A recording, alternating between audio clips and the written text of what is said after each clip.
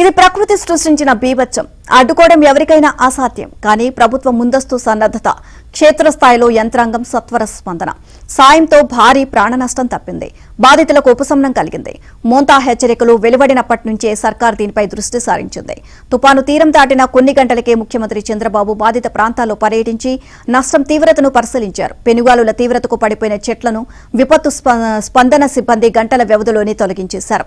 వందలో విద్యుత్ స్తంభాలు పడిపోవడంతో కరెంటు మళ్లీ ఎప్పుడొస్తుందోనని జనం అనుకుంటూ ఉండగానే ఒక్కరోజులోనే యుద్ధ ప్రాతిపదికన విద్యుత్ సరఫరాను పునరుద్ధరించగలిగారు. ప్రత్యేక శిబిరాలకు తరలించిన వారి కుటుంబాలు తిరిగి వెళ్లే సమయంలో 3,000 రూపాయలు అందిస్తున్నారు. మృతుల కుటుంబాలకు పరిహారం ప్రకటించారు. ఇళ్లు దెబ్బతిన్న వారికి సాయం అందించనున్నారు. పంట నష్టపోయిన రైతులందరికీ పరిహారం చెల్లించే దిశగా చర్యలు తీసుకుంటున్నారు.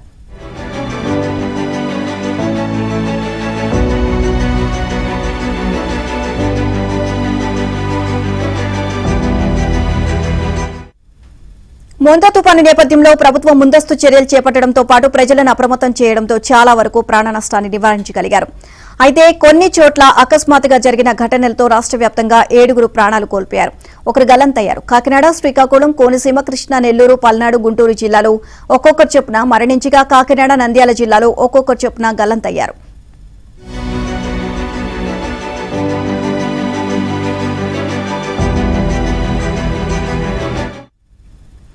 ఆపదలో చిక్కుకున్న 38 మందిని పోలీసులు, ఎన్డీఆర్ఎఫ్ సిబ్బంది సురక్షితంగా కాపాడారు. బాపట్ల జిల్లా పర్చూరు వాగులో పడి కొట్టుకుపోతున్న షేక్ మున్నా అనే వ్యక్తిని డ్రోన్ సహాయంతో గుర్తించిన పోలీసులు ఎస్డీఆర్ఎఫ్ టీం సహాయంతో రక్షించారు.